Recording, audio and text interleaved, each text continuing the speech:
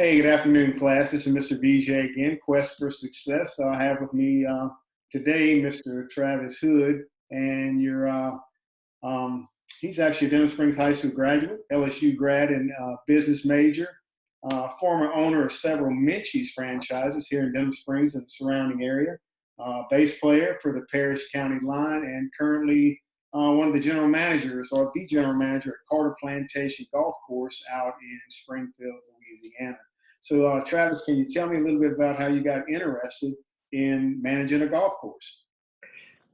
Well, I gotta tell you, Bob or BV, what you call it, Mr. VJ? I wasn't interested in managing a golf course. I was interested in golf, but once I sold the yogurt shops in January of 2019, I went to work for a guy that's a serial business owner, and one of the things he happened to own was Carter Plantation. So I was helping him run the business, and now since the economic downturn, I've been helping manage the business fully. And for the last really, it's pretty new the last week, and I've actually been having a blast. I mean, you see the view back here. I mean, who couldn't have a good time working at a place like this?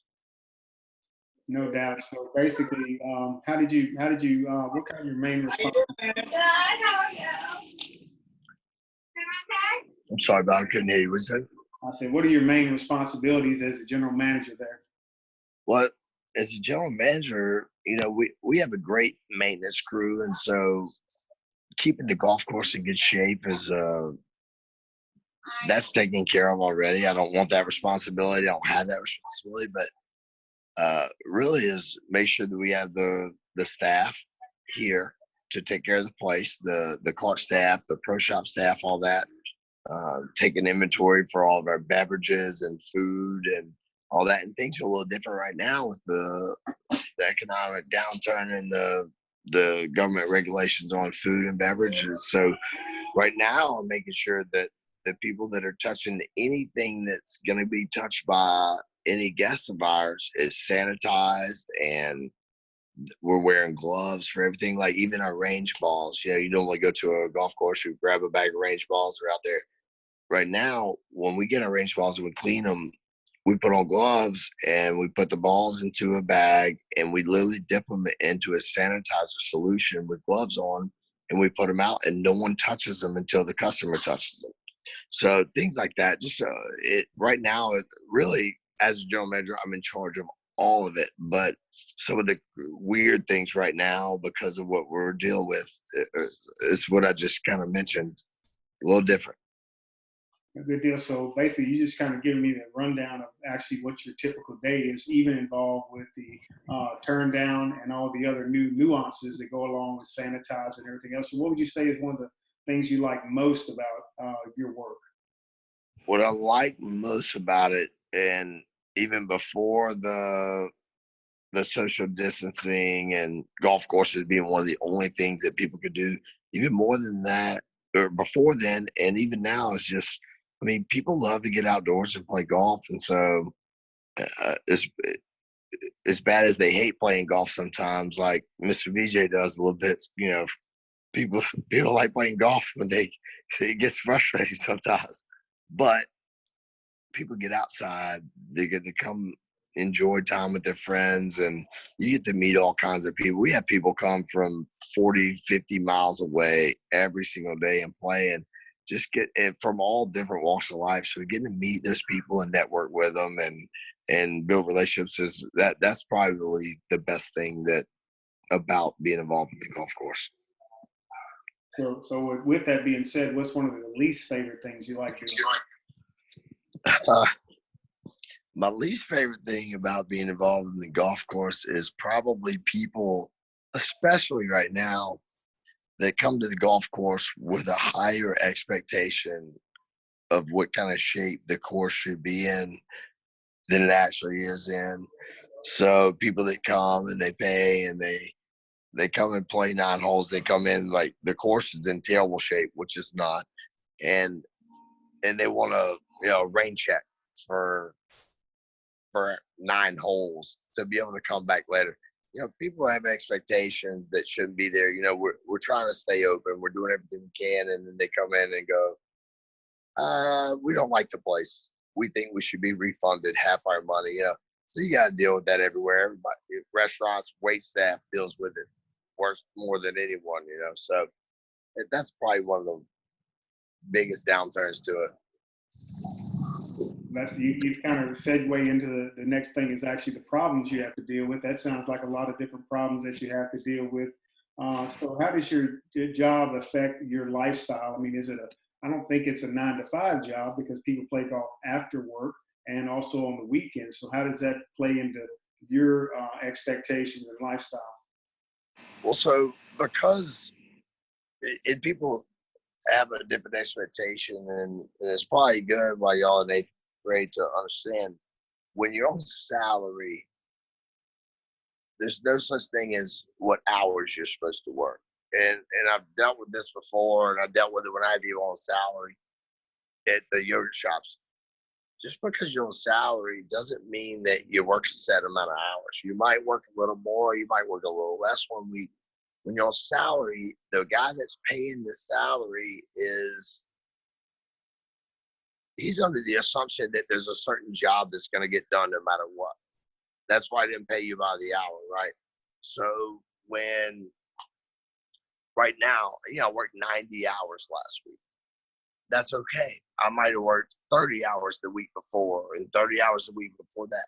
But when there's a job to get done, when there's something that needs to happen, you do that job, right? You're not on the hour. You don't get paid by the hour. So you agreed to do it. And in times like this, it's very important to be the person that steps up and do it above and beyond what you would have maybe normally done in your job expectation. It's a big deal to do that. And we've seen that really a lot in the last couple of weeks is the reason that things are different. The reason why I'm having to work more hours, because some people didn't really make the cut when it came to, okay, things are different now. Everybody needs to grind it out just a little bit to help the place that feeds everyone else's family. And some people just weren't willing to do that job. And so,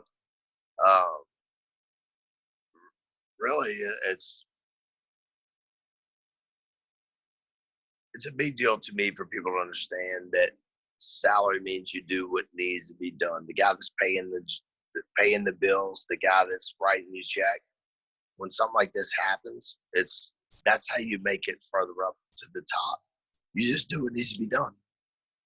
Good deal. Good deal. So, what are some steps that you would recommend for somebody to take and get in and prepare for a field like this? Not necessarily general manager of a golf course, but general manager of any kind of business, since you've had your hands in several different kinds of businesses.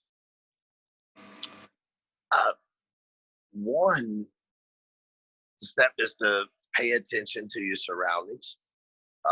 So what was different about the yogurt shop and different about the golf course and different about the band are things that were specific to the yogurt shop or whatever.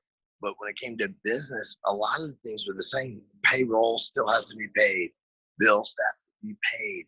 There's things about every different business that it doesn't matter what business it is, it's still business, right? So, like right now, it wouldn't matter, and it doesn't matter. Band, yogurt shop, golf course, bills have to be paid.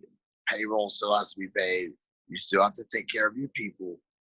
There's a lot of things that are very similar to every single business, and a lot of people think that, oh well, yeah, you got to be involved. I wasn't in the golf industry. I'm not a golf professional. I'm not a PGA professional. It is things, but a lot of the things are the same. So right now, we just got to get people out here playing golf because that's one of the things that the government's allowing right now, outdoor activity.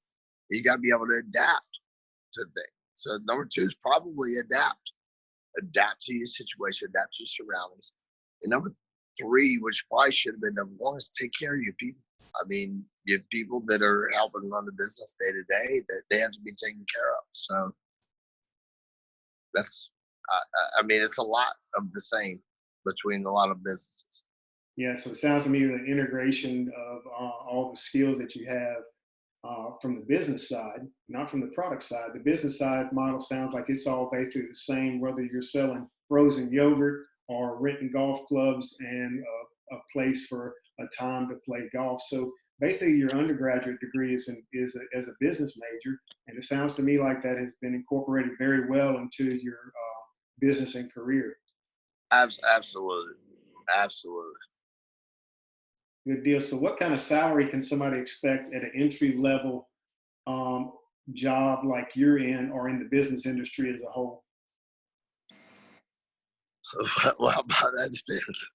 That depends on who you're working for. But no, it really, you know, honestly, yeah, a general manager at golf course, and one of the reasons that golf courses struggle is that people expect, oh, I'm running this prestige. Golf courses have a prestige to them, right? And people think that because of that, they should be paid a little more, and because they're in the golf industry. But honestly, I could take a manager of a restaurant at, say, I don't know, Outback Steakhouse, Chili's, anything like that, and they would be able to understand everything that needs to happen on here. So I say entry level out of college without a master's, something like that. I mean, people should be real happy to make $40,000 a year or whatever. But in the 5 years, you gotta realize in those first 4 or 5 years of working, you're learning, and there's a big, instead of maybe paying for a master's if you chose to not go that route,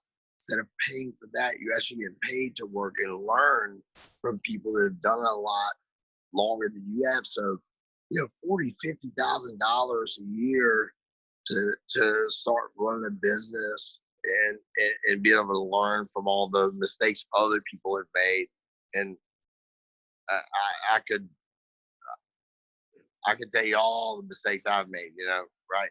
So, and I've learned from them, and they've cost me a whole lot more than being able to make more money than I wanted to make. So, the yogurt business was a lot more valuable to me than a little salary that I could make. Great. It sounds like you just segued again right into something there that's basically education is ever going on, everlasting. You're always having to learn. Not that when you get out of high school, out of get out of college, get out of your master's degree, no matter what you get out of, you still have to learn the business part or the details of one's particular area. So if you had to do it all over again, Travis, what do you think you might have changed on your path to where you are now? Anything? It's hard to say. Like, I always think to myself, if I could go back, I wouldn't have done this, I wouldn't have done this. But I love what I'm doing right now, and I love where I'm at. I wish I was making more. I've got friends that went straight out of college and started working for big construction companies, and they're making 4 or 5 times the amount of money I'm making, and all that's great, but they didn't get the real world education that I got. So I learned from doing it wrong, right? So if I did it wrong, I learned something right. And that was probably, and it probably will be, and I hope so in the future, that's more valuable than any education I could have got or any salary I could have made. Yeah, I'm with you on that. I understand completely because what you have to understand You do. is you're ever learning, regardless of what field you're in. You're going to be constantly learning from not only the other people that are around you, but from the mistakes you make. It's all about education, not formal education, but formal education tied up with the actual learning that you're going to be doing on the job or by experience is all going to culmination into part of your career. So, what advice would you give somebody considering getting into some kind of business management model? My advice would be, like I said, when I started, I was my own boss, right? And I thought I knew everything. And, I started working for somebody else. And turns out I really didn't know anything. So it's about probably, and Bob or Mr. BJ, he'll laugh at this. It's about talking a whole lot less and listening a whole lot more. He's known me my whole life, so he knows, and he's probably dealt with the same problem. It's a whole lot of that, listen a whole lot more, Well, talk a whole lot less. I know you heard me say it before, but one of the sayings that I have now for my students is anything you say out of your mouth, you've heard before, but if you listen, you may learn something new. So, Right, I like that. Yeah, and that's from the Dalai Lama. But anyway, Travis, I appreciate everything that you've shared with us, and look forward to speaking to you again. Again, this is Travis Hood. He's currently the general manager of Carter Plantation Golf Course out in Springfield, Louisiana. Thank you so much, Travis.